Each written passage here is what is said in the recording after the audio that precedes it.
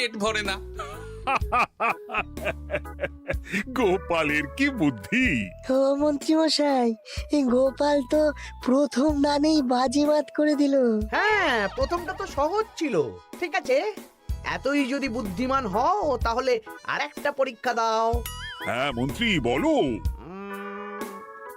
এবার আপনারা একটু অপেক্ষা করুন, আমি আসছি।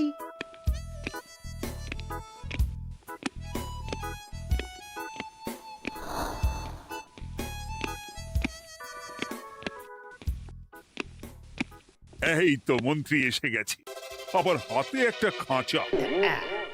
এই নাও গোপাল,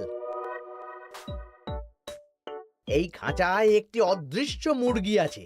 তুমি যদি বুদ্ধিমান হও তবে এর মাংস রান্না করে আজ নৈশভোজে মহারাজকে খাওয়াতে হবে।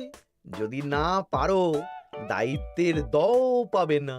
বেশ, তাহলে দিন,